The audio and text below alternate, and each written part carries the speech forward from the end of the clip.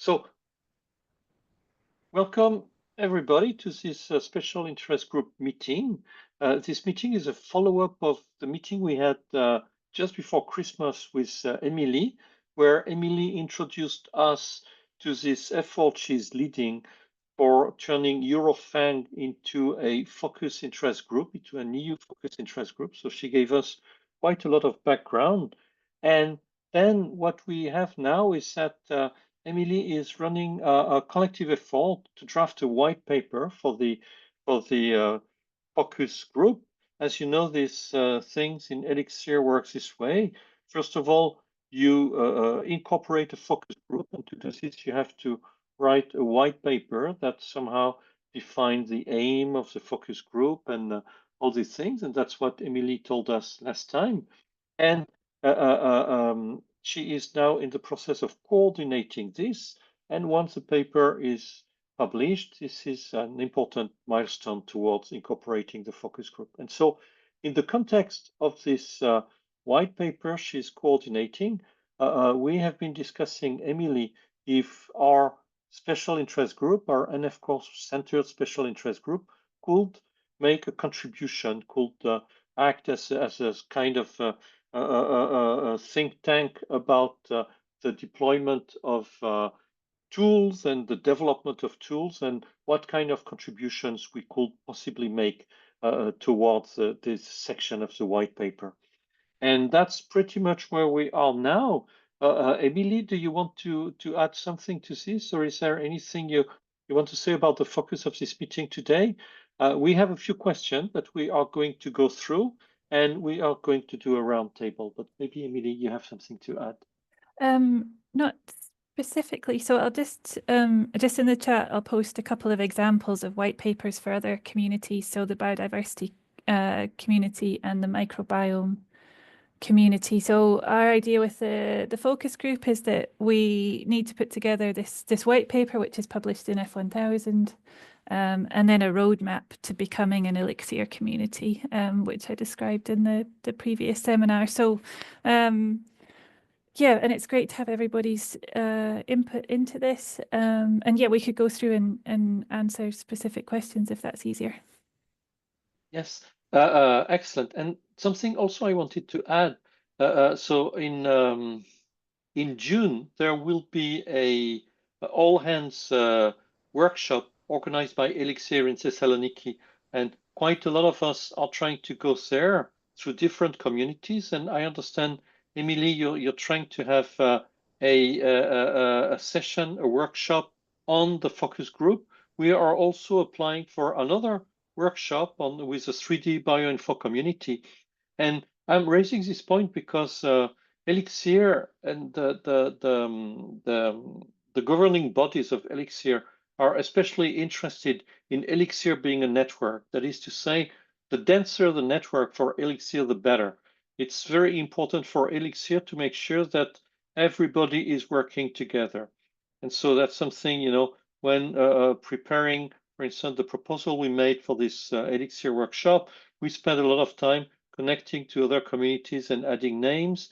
And I understand that, Emily, you asked Jose to co-chair the session you're proposing. So all of these things are very important. That's why if you guys have any connections with other communities, we are very interested, because this is typically the kind of things that should be showcased.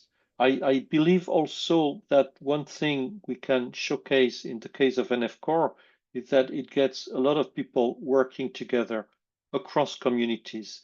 And so that's something we may be able to use.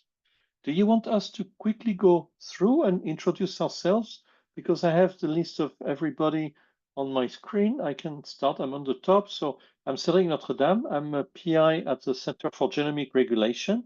And we have been involved for quite some time in helping other groups within Eurofang to use NF-Core standards and to develop and deploy pipelines in NF-Core. Just below me, I see Jose. Jose, do you want to quickly introduce yourself?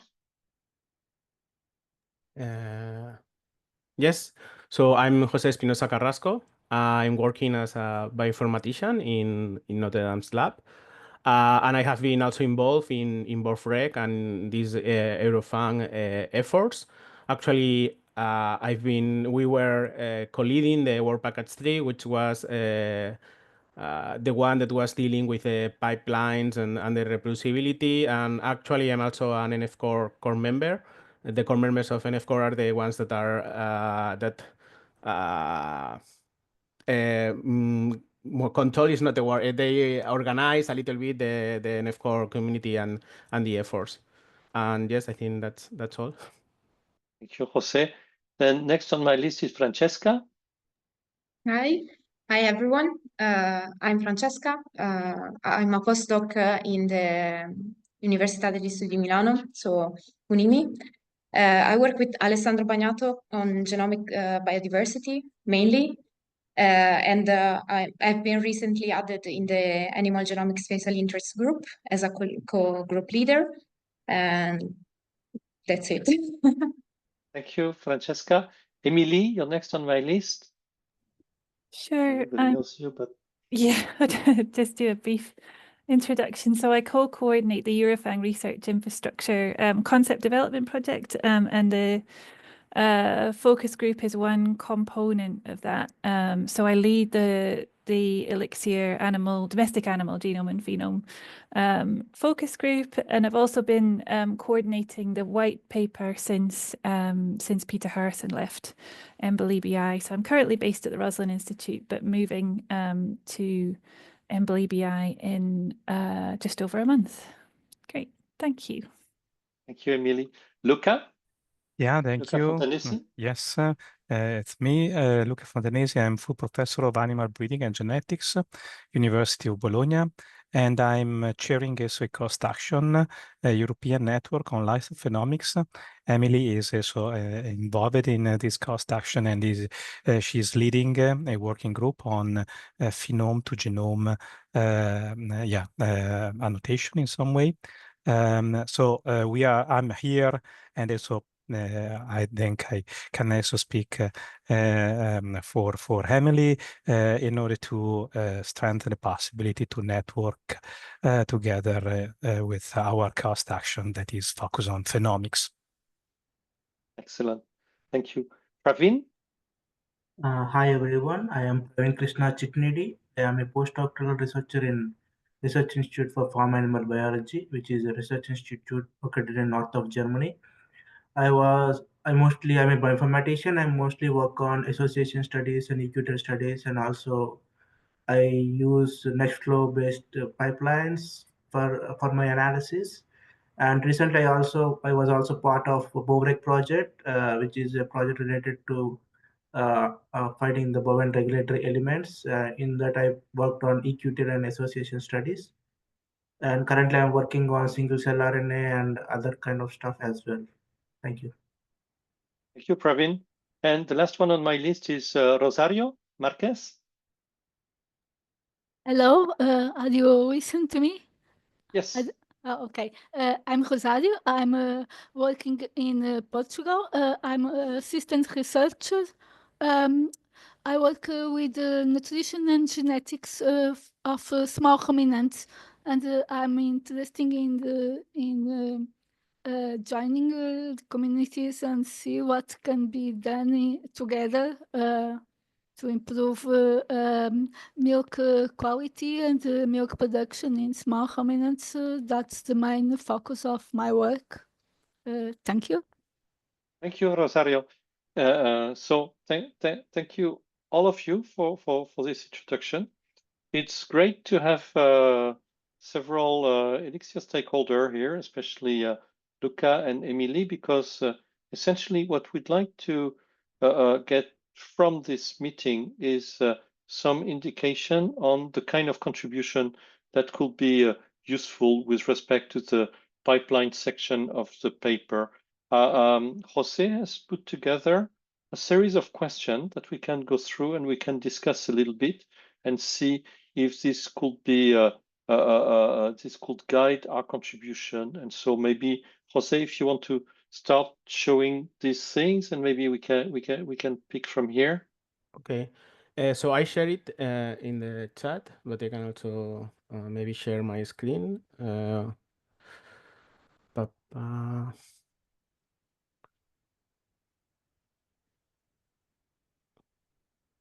Okay, can you see it? Yes.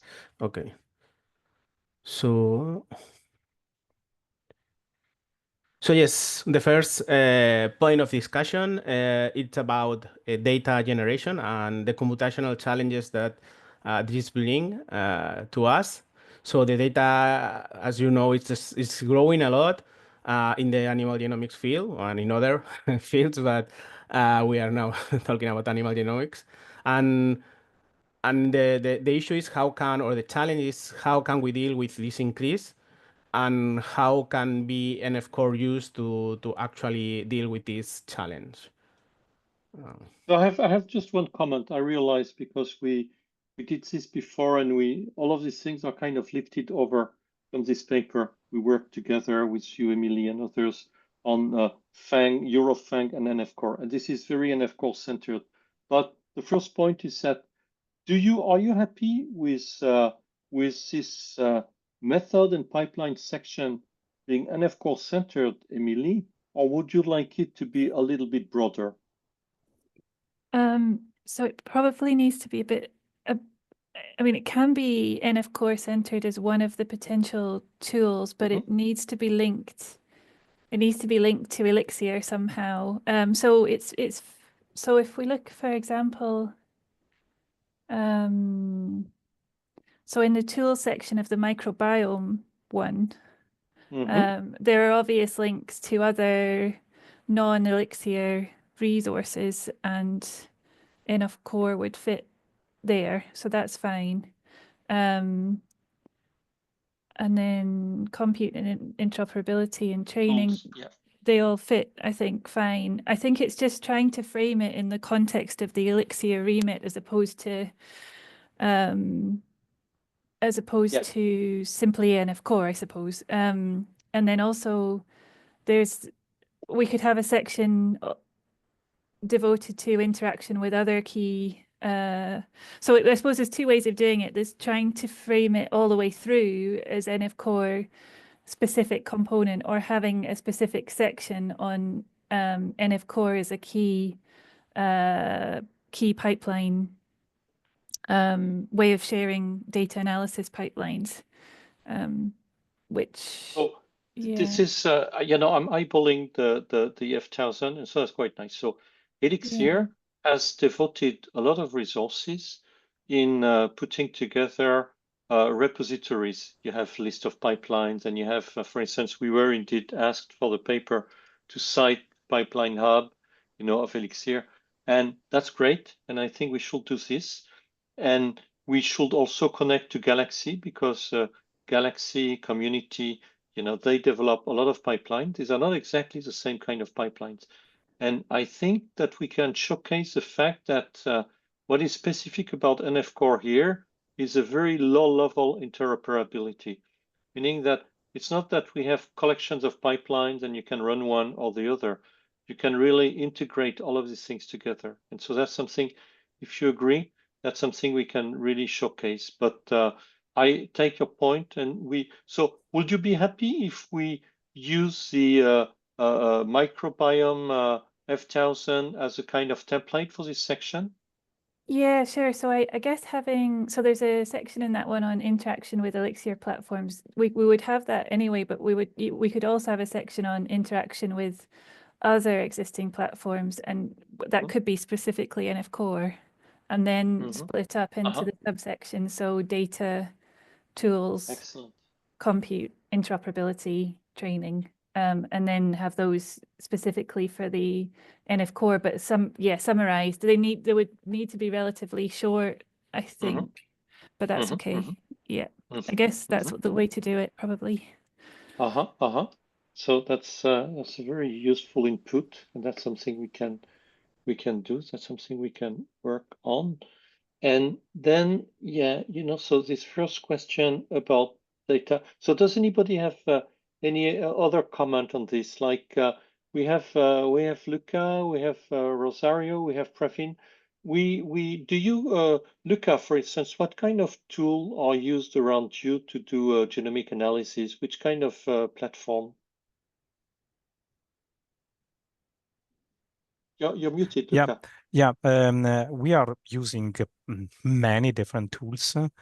Of course, the heterogeneity of the community that is involved in the cost action includes also heterogeneity in many different tools. So probably there is also the need to better address the standardization in this context, of course. So I cannot give you direct information on what could be the most relevant tools available or used in within the community, because many people are using different tools. Okay, that's a thing, because now with the other paper, with the FANG and FCOR paper, we are fighting the paper. The editor is very supportive, so the paper will hopefully be accepted in genome biology. But of course, the reviewers came out with a lot of requests on quantification, benchmarks, quantification, which is not something that I was so familiar with, and I realized we have to kind of rewire a little bit the way we do things. But everybody is now expecting to have numbers, expecting and justifying why we are using this technology or that technology and these kind of things. So I guess we could. Would you agree, Emily, if we were setting as one of the goals of the community to run a community-wide survey on current practices and this type of things? Yeah, I think that would be useful. Yeah, I was just trying to think, because I've just come back from the PAG conference, and I was just trying to think if anybody had suggested, because I know in the FANG workshop they talked about running a new survey to gauge several different things around the community, around community priorities and uptake of analysis platforms, and particularly around training. So I wonder if it could be packaged at the same time into probably a wider survey. But I think I do agree it would be useful. I just think there's some general apathy about surveys. So I know. yeah. I know. But we have quite a few numbers, because NFCore runs a lot of survey annually, and so we have quite a few numbers, which we could try to leverage. So leverage existing metrics, and we could also propose, make a case for the need to run regular survey on current practices. And the survey, there are many ways to run a survey. You can ask people what they do, you can ask people what they're planning to do, but you can also check what they have been doing. And that's essentially what we've been doing with the paper. We simply counted the citations, which is quite a lot of work, but that resulted in a very informative snapshot of the current usage. And that's how we figured out, for instance, that Nextflow was the most widely used workflow manager, because we knew it was nicely used, but we were not sure. We had not realized it had reached this level. So for us, it was quite informative and pretty much of an eye opener. But if anybody has any other suggestion on other platforms, or so, right now I'm thinking of mentioning really NFCore, obviously, Galaxy. I don't know if SnakeMake is very widely used, or if it is something that is very integrated with ELIXIR, or do you have any opinion about it? Any of you? Anybody around here? Yeah, I can just comment on what you said, but not really related to your specific question. In our cost action, European Network on Livestock Phenomics, we can eventually circulate surveys if interesting. And we can also contribute to develop surveys related to genome to phenome integration. And of course, this also would include the use of tools, of course. So we can eventually contribute on this direction. So that's very nice. So that means that you're saying that the cost action could be used to support a survey. Yes, to circulate the survey and maybe Excellent. to contribute to construct the survey also in the direction that could also be useful to fulfill some our let's say deliverables, let's say, because I can also if you want then I can also share what we are doing, what we would like to do into the cost action in terms of genome to phenome integration. And eventually, if a survey around the community that could be more or less similar or partially overlapping between your ELIXIR livestock community and the European Network Livestock Phenomic community could be partially overlapping in order to get more or less information that could be useful for from both sides. I mean, I don't know. I'm talking under the control of Emily. It seems to me that this will be something quite nice to align these two things, and the EU or ELIXIR would like it. Or Emily, what do you think? Yeah, so we need to include a section on the white paper under context with other European and international initiatives. So the cost action look is perfect for that section, for sure. Excellent. That's excellent. And so and that's why Emily is coordinating the working group on genome to phenome integration. So she knows very well what we would like to do, and of course, I think Emily is the right person to understand what we are talking about. That is clear. We don't want to duplicate efforts. That is clear. We want just to contribute to maximize the efforts. Yeah, definitely. So it's definitely something that the working group 2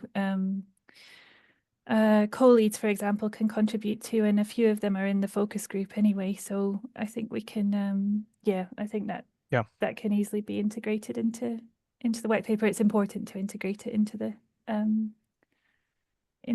white paper. One thing we can do, because we are now having very active interaction with 3D community of ELIXIR, with Christina Rengo, Samir from DBI, and so we could highlight the need for structural biology, because all of this farmed animal effort is very focused on genomics right now, because for obvious historical reason, because this is the way the data is being gathered. But do you foresee increasing developments on structural modeling in livestock analysis, or is it something that may remain a little bit in the periphery? I don't know. Emily, maybe, or with structural modeling is the subject of the workshop that you'll have at hopefully have at the ELIXIR All Hands, wasn't it? Correct. Yes. Yeah. So I do think there's huge potential in that space. I'm certainly not an expert in it myself, but I think I would agree it would be a key cross-community point to make in the cross-community section. Okay, excellent. Yeah. Because the way I see it, and it's something, it's link to 3D. The way I see it, and you correct me if I'm wrong, but is that we have two types of communities really, like in NF-Core.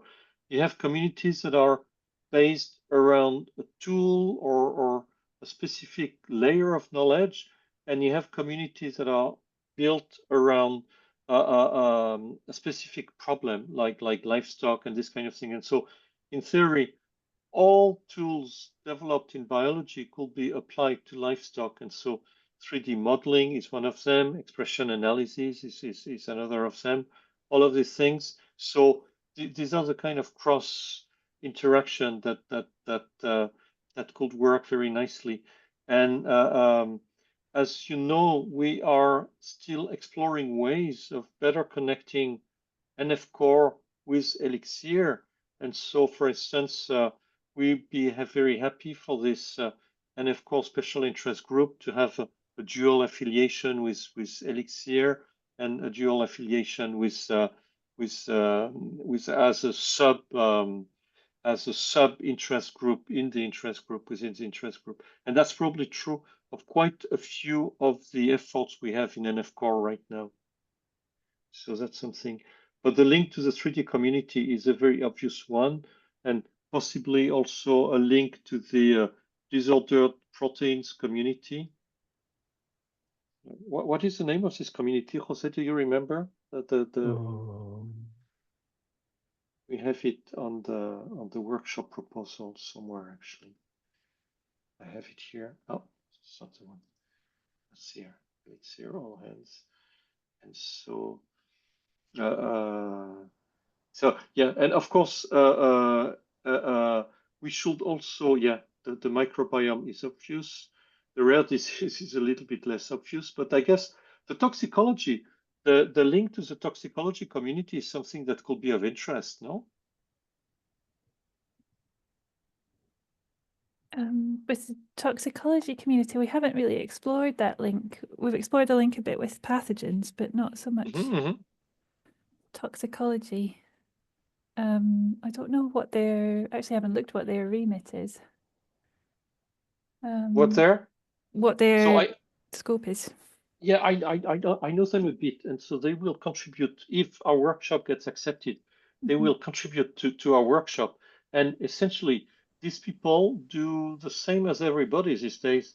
They do a lot of omics, and you know they put stuff on cells, and they check if the cells are happy or not, and so they have to deploy all the kinds of pipelines we are currently deploying. So I think we could make a case that the pipelines we are going to use and deploy in animal genomics are the same as in microbiology, and they also are the same as the one that will be needed in toxicology. And in fact, with NF core, we have had for historical reason, we have quite a few links with these communities. So that's something we could explore. The community, sorry, because before I was trying to navigate everything. It's IDP, intrinsically disordered proteins. Yes, which may be a little bit more specialized now, but it seems that the toxicology community could be more relevant, no?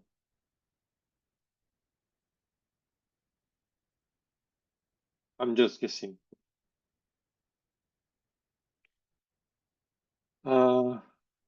Okay, so going back to this point number 1, data generation and computational challenges.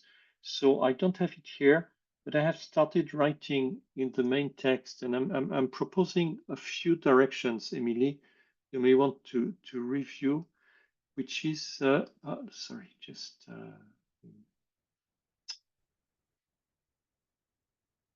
recent. I need this here. And so I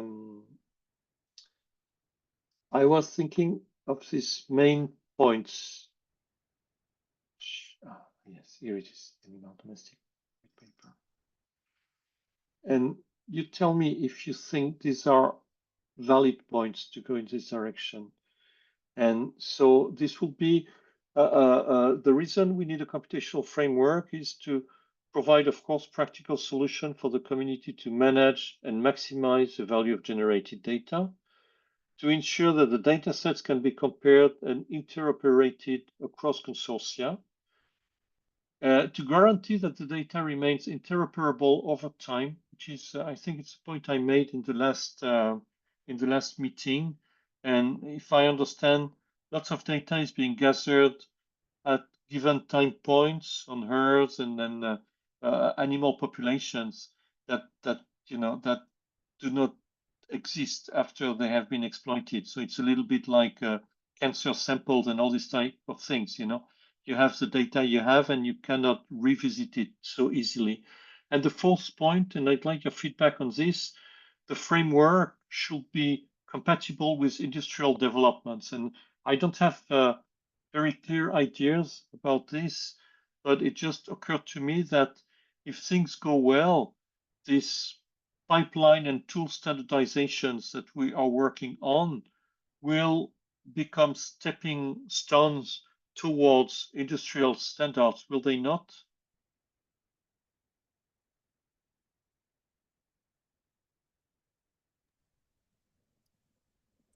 So in terms of, would you mean pipelines that would be used as standard by industry stakeholders?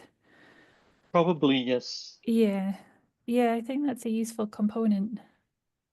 But do we have something concrete? Do we know of, do we have industrial partners now involved in this white paper?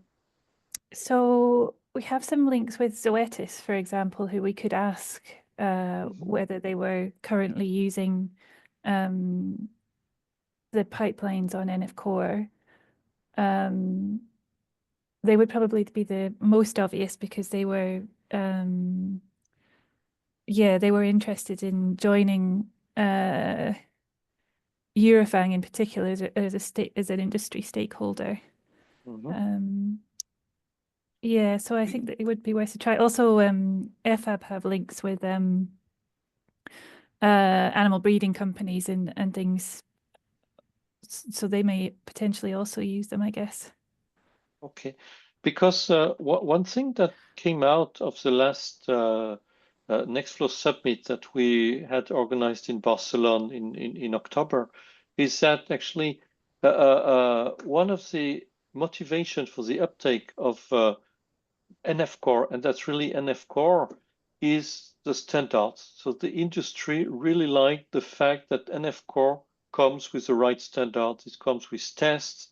It comes with documentation written at a certain level of standards. And this makes the industrial uptake much easier. And that turned out to be a deciding factor between SnakeMake and Nextflow, for instance. And really, on a daily basis, SnakeMake and Nextflow are roughly the same thing, but in a longer term deployment and interaction with industry, you can turn, thanks to NF Core, a pipeline can be turned into a tool, into an industrial tool. And now we hear a lot about software as a medical device. And I believe that you probably will have the same issues, no, in farm animal genomics. Some of these analyses will have legal value. So from my perspective, although others can maybe answer this better, for example, the NF Core pipeline, the SARIC pipeline for calling variants. I know that's definitely used by industry partners, and it seems to be being used much more as a gold standard pipeline as an alternative, for example, to the GATK haplotype caller, which used to be the gold standard, I think. So, and that helps because we have many issues I guess, in the farmed animal space over the IP of the variants called and things. I presume industry partners are using that, particularly in the development of SNP chips and things. So that's probably a good example we could link to in the white paper. I can certainly think it was presented once at PAG in an industry context. That's interesting. We should get Sven Nansen to join this channel, because probably a lot of members of this community will be interested with a talk by him on SARIC. Yeah. We have here Francesca, who has spent several months in our lab suffering with SARIC. But Francesca, you're now a SARIC expert, are you not? Now I am. At least I know all the errors. Great. So yes, so that's an interesting point, and I think it's something we could, if you think it's a good idea, we could try to showcase the readiness of some of this pipeline solution with respect to the interaction with the industry, because discussing with people who know Elixir much better than I do, Christina Rengo and these people with whom we prepared the workshop proposal. The connection with industry is very, very important for Elixir. They want, they want to be sure that there exists an uninterrupted chain of value between basic research and all the way to the market with all the stakeholder benefiting from these networks. So yes, that's something we can really work on. Can I add a comment on that? Please. Yeah, well, actually, I was taking a look at the pipeline that are now available on NF Core, and what I see is that there are many pipelines that are using omics data, of course, but what could be probably missed, please correct me if I'm wrong, is something that take advantage from another layer of information that is the external phenome. I wonder if this could be one of the challenges that the ELIXIR group focus on Phenome could also consider. That's very interesting comment. So you are saying that you looking at the NF core, you see a gap between genomes and Phenome. Yes, yes, because yeah, the Phenome is only omics in some way. Yeah. It's very true because it reflects the way NF core has grown. So there is an interesting thing, and that's something we could try to take care of at the CRG. So the CRG hosts the EGA, which is the European Phenome Genome Archive. So obviously that's entirely focused on human data sets. But I understand that these people have started deploying a lot of Nextflow pipelines to address some of the issues they have dealing with their data. So there is an ongoing effort to improve the handling of phenomic data within NF Core. But obviously, it's a gap. And so that's something interesting because this paper is also about strengths and opportunities and gaps. And so gaps, not much NF core on phenomes. What will be the best collection of tools, the integrated collection of tools for phenomic data? Well, actually, the main problem is the heterogeneity of the phenome data, because when we deal with livestock, we consider, for example, behavior of the animals, how animals are moving. So this is really a very complex type of phenome. That means there is also the need to interpret this phenome, or maybe to filter, to extract the relevant features from for raw data, and then to use this information to, let's say, integrate the genome with this type of data. That is difficult to be managed because it's not really very close to the genome. So the different, there are many different steps to go on this type of phenome. I see also another element here that is that the current pipelines available deal with omics that are quite close to the genome. And I don't know if there is anything related to, for example, the metabolome or immunological traits that might be very important in livestock, for example. I didn't take a look at the details thus far, but Jose, you know, maybe Yes, better for, than for metaomics, there is actually another special interest group, and there are several pipelines. And for immunology, I think that at least there are one release pipeline, another in development, and I don't know if there is any other thing. But yes, there are some efforts in these two fields. There is also an important aspect. So NF-core is a bit of a strange animal because it is three things really. NF-core is a group of people taking care of the core. It's a collection of tools, the one you're seeing here, and it's also an implementation standard. And these last 2 points have become important because some important Nextflow users have decided to develop their pipeline outside of NF-core, but using the NF-core standards. And NF-core is very supportive of this. All of the NF-core tooling is meant so that if you want to remove NF-core, but still use the standards, you can. And that is the case, for instance, for the Darwin Tree of Life at the Sanger. So the Darwin Tree of Life, Jose, maybe you have a link to the Darwin Tree of Life. You can show their tools, and so if you go to the Darwin Tree of Life, exactly, they have a homepage that used to be surprisingly similar to the Nextflow one. Do you have the page with pipelines? Well, here it says the pipelines are modular resolving pipelines. No, but I'm talking about the resource page of the list of pipelines. I don't know where it is, to be honest now. I can find it. I can quickly. Maybe explore data.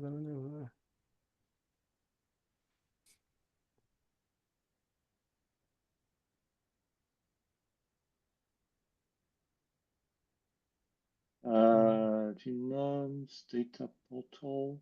Maybe it's this one. Pipelines also.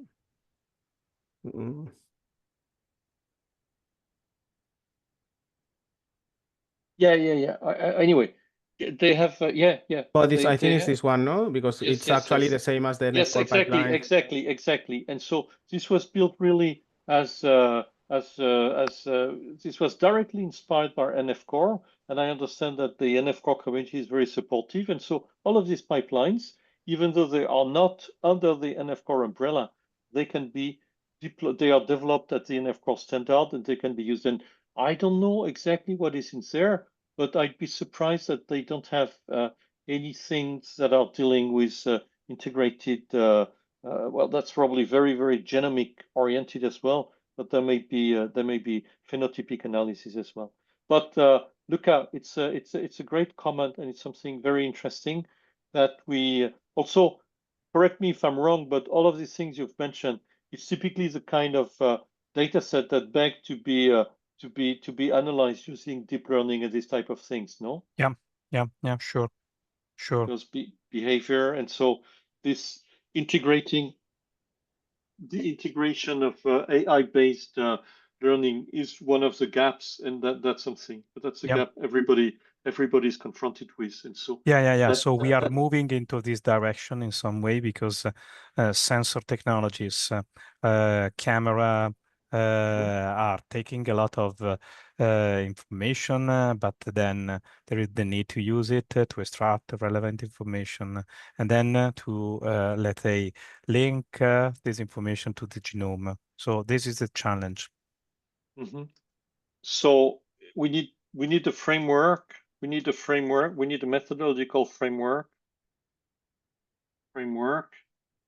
flowing information, data from genomes to phenomes, and actually one could argue that omics is a bit of an onion, and so the further away you're from the DNA, the closer you're getting to the genome. But that's something we will certainly take into account. And also, and also have been mentioned the possibility to link the metabolome. Also, there are tools already available in some way that could be, I don't know, linked to this community. Probably, I don't know. Yes. And there's I think one of the ELIXIR core deposition databases is the metabolites. Yes. Yeah. So yeah, that could be, that's a good link. Yeah.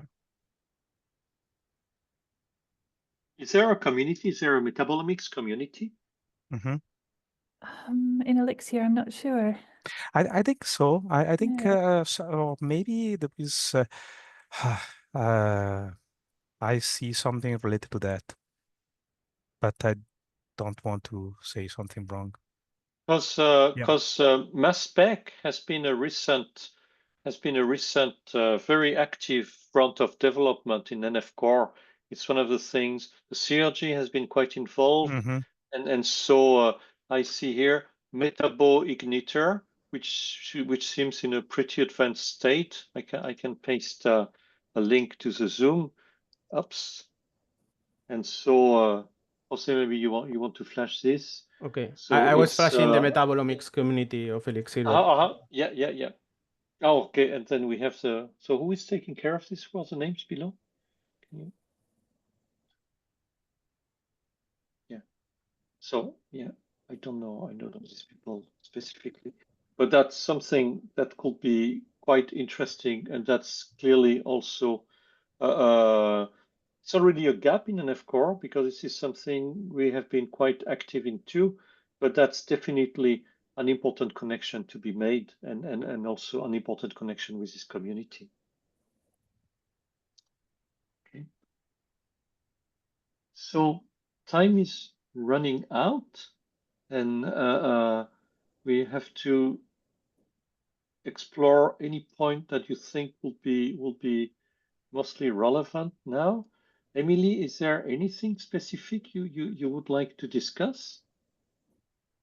I don't think so. I think that's useful content for the paper. I guess in terms of what you were thinking about drafting this content, it might be useful to do that fairly soon, I suppose, and then try to integrate it within the rest of the paper. Yeah. So we have started working on it, and I think the suggestion of using this microbiome F1000 as a template is very good, because we can really look at this and take inspiration from this. So that's something we are going to do. What I'm trying to get at is it's very important, of course, for us to have a clear idea, and I think we have it, but I just want to make sure we do that, about the purpose of this section. What is the message you'd like to get across to the ELIXIR board and to the community in general with respect to this section? That, of course, we want to connect with other communities, that we want standards to be implemented, and do you have any other key message that you'd like to get across through this section? I guess we can emphasize, like in the genome biology paper, what a good example the NF core group for the FANG Horizon 2020 projects was, and that there's a real need to consolidate efforts across not just multi-omics analysis, but phenomic analysis as well. So we need to expand what's already been done, and linking with ELIXIR is a critical way to do that, I think. And then also linking with other initiatives such as the cost action that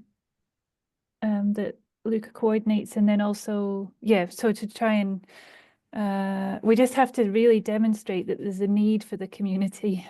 I think that's the thing. And it's not something that can be done. There's a clear benefit to having the community to bring all these things together, and it's doing so the community adds benefit to the NF core group and vice versa.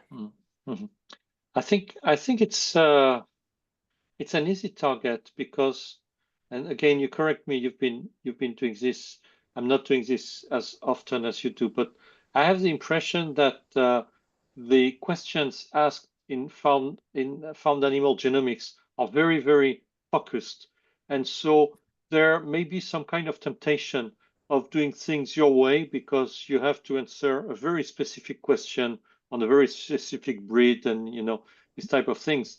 But we can probably make a case that this data, if integrated, will become much, much more powerful, and that it's much easier to integrate than human data, for instance, because as you know, with Genome Phenome Archive, if you want to consolidate data sets, sometimes you cannot because the data sets were not constructed in this way. And so you cannot, you know, consolidate all of your SNPs and then do very, very complex queries. But in the case of farmed animal genomics, one can do these things. And if you have the right tools, it becomes trivial, I guess. And so, Luca? Yeah. And another comment is the characteristic of the animal genomic community is that is applied. That means if we want to have industries involved, of course, the goal is to then find applications that could benefit their breeding objectives in some way or breeding strategies. That is really relevant in our context. So everything should be more or less focused on some specific applications, but of course, we need to find really applications in some way.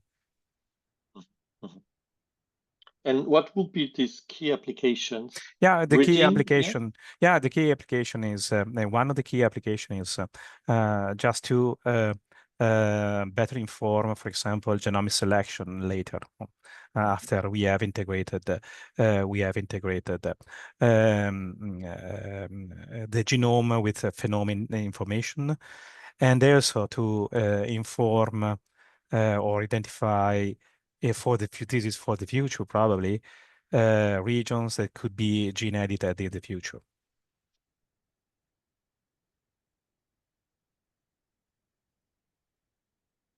Yes, and that's very nice because these are very clearly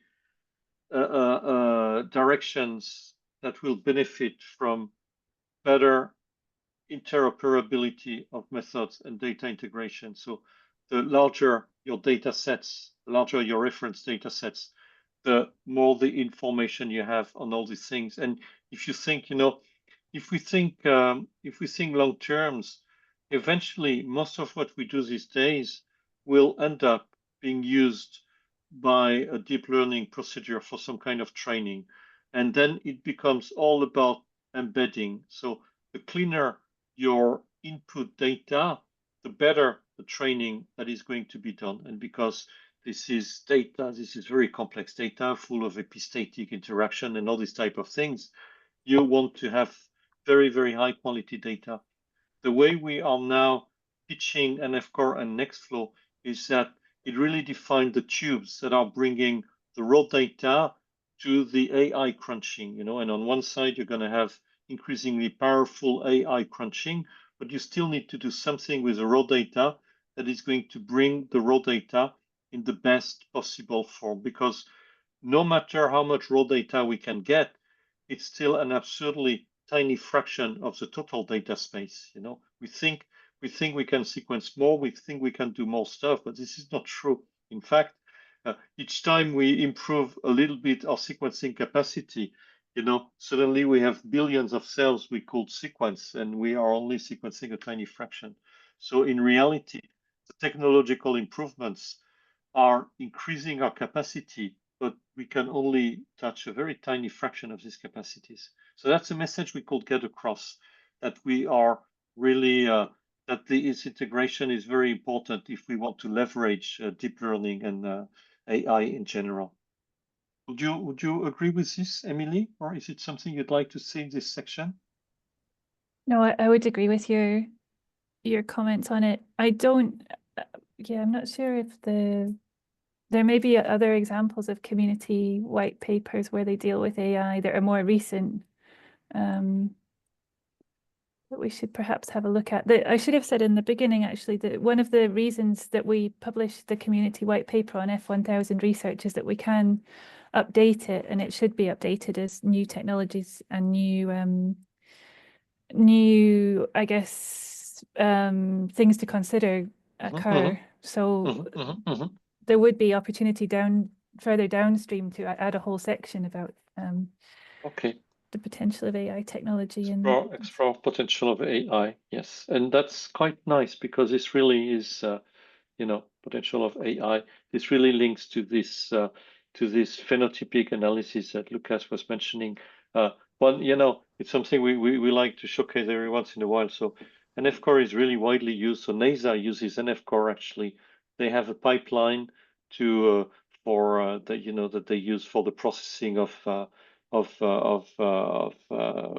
telescope data. When they look for planets and all these type of things. So this is one of the Nextflow pipelines that Nextflow is also quite widely used in economy, which is something that could at some point also be linked to this type of activities, because there is an economical factor that is usually largely ignored, in biology labs, but eventually all of these things connect to the market at some point or another. So, Emily, Luca, thanks a lot for your feedback. This was a very useful discussion. The recording of this discussion will be made live to the other NF-core users and members of the special interest group. And they will have chances, all of you watching this, you are stakeholders of this thing. ELIXIR is open to all Europeans, and I believe will be interested to the feedback of non-European in any case, because the standards that are being set up for the whole community. And I understand there are very, very deep, there were very deep exchanges between the EU and the US with respect to food security. And I hope this is still on the table.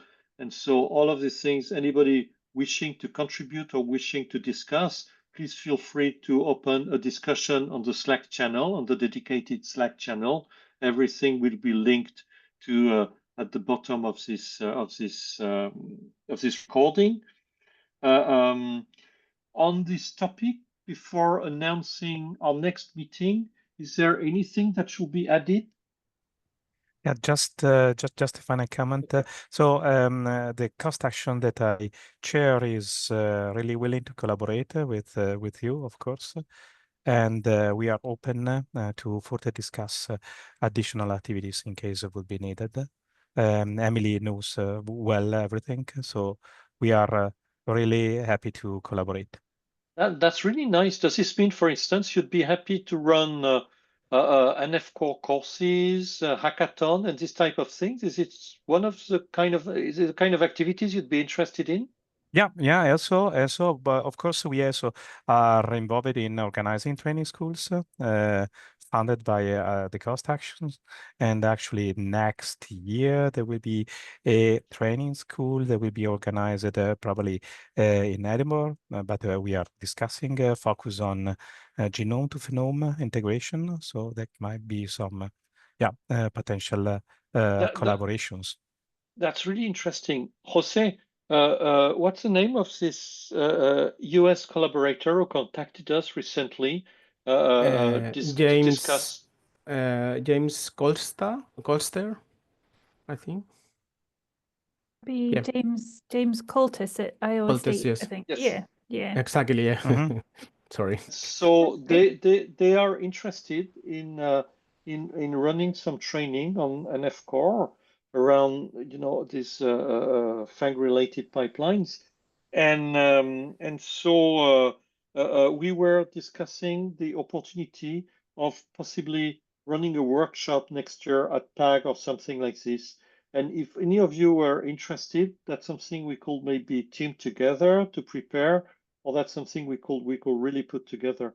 But in any case, Luca, it's great to hear that you guys are interested, and we will certainly get back to you on this, and we will connect you. Every year also we organize this Nextflow Summit, and maybe it would be possible to have a session dedicated to Eurofang and the cost action, Okay. showcasing. So that could be either a hackathon session with people coming together and working on topics relevant to the cost action, or this could be presentation of some of the results. This is typically this is a mixed conference. The first half is made of hackathons, and the second half is made of scientific presentations. And if you wanted to run a session, to have a dedicated session, that's something we could very easily discuss with the organizers. Jose is one of the organizers, actually. Okay. Yeah. Thank you. I just put on the chat the link of the cost action from the cost office, so you can take a look at it. I'll copy it immediately, not to lose it, and I'll put it on the document, which is safer, because these chats, it's very easy to lose important data in these chats. Where is it? I lost it now. Ah, yes, here it is. The cost action. Here it is. Up. Okay, we have it twice. Thanks, Jose. Okay, thank you very much. Okay, thank you. Thanks a lot, Luca. One thing before we Jose. finish, I just wanted to I have a question for Emily that actually I don't even know myself. So people can join the focus group, whoever, so anyone can join it, or how does it work? Maybe it would be nice that you explain it so that it gets in the video recording. Yeah, sure. So initially with the focus group, before it was established, it needed to just have people who were from countries that are ELIXIR node countries.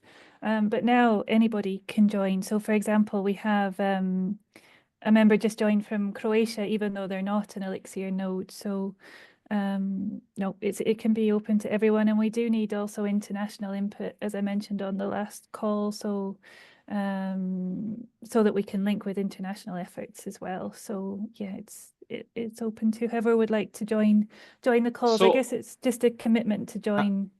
And the meetings are? The meetings are the first Monday of every month, and they're let me remind me, it's at 2. I think it's at 2 o'clock, or is it 1 o'clock? 1 o'clock, sorry. 1 o'clock for the UK, 2 o'clock in Europe. So I was right. Okay, yes. Thanks a lot. Yeah, and I'm not sure if the next one I'll have to reschedule that one, I think, because I'm traveling. But yes, there's a schedule, and you can go to the focus group website on the ELIXIR pages and join from there. Yeah. Excellent. Excellent. And so we will, the idea is that we will keep working and leveraging members of this special interest group to contribute to this section. And so I insist, and I restate what I was saying.